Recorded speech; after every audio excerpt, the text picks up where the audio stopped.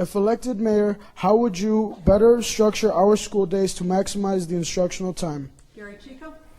Juan, thank you for your question, and I hope you're one of the Mikva Challenge students coming to our campaign. We have 20 of them. I'm so pleased that you're here.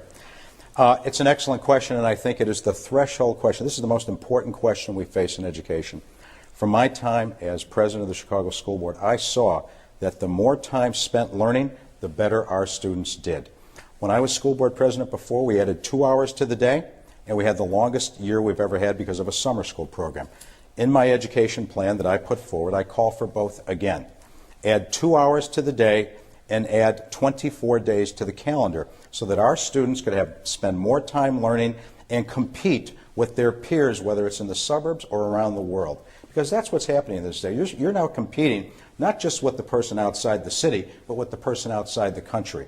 This can be done, and when we do it, you're going to see dollar for dollar, this is the smartest thing we can do, along with these great teachers that we've talked about. We will give you the best education possible if we spend the right time doing it. Dolores, she's from Wendell Phillips High School. Dolores, your question.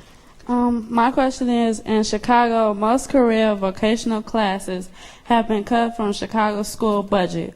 Do you have any plans on returning these career choices to Chicago public schools? Gery. It's an excellent question. Years and years ago, we moved away from career and vocational education programs in our high schools. It was a mistake.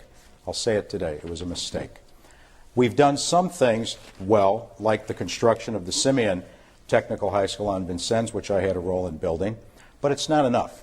We need to have vocational education conveniently available throughout the system in each school. When I went to Kelly High School, we had wood shop, electrical shop, you name it, all right on site. She is from Kelly High School. Jessica. Hi, this question is for Gery Chico. You have promised laptops for every student in Chicago, and as well as Wi-Fi. Do you think this money would be more wisely spent on higher quality teachers and textbooks?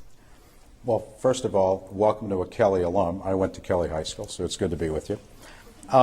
The reason I proposed laptops is because I was really worried about our students being left behind in the information age. I think that we can do several things with technology. We can enrich our instruction so that instead of just using textbooks and saying, open your social studies books to chapter 5, let's read about China. I'd rather be able to have you get on Skype and talk to your counterparts in Beijing. I think it would be a much richer experience.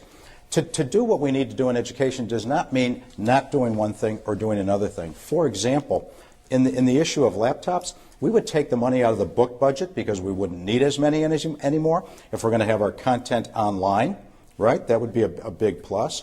And I think also there are other places that we can move money from the central office into support things like this, because I really think we have to enable our students to compete in this century. And I'm afraid if we don't, we will be leaving our students behind in the information age.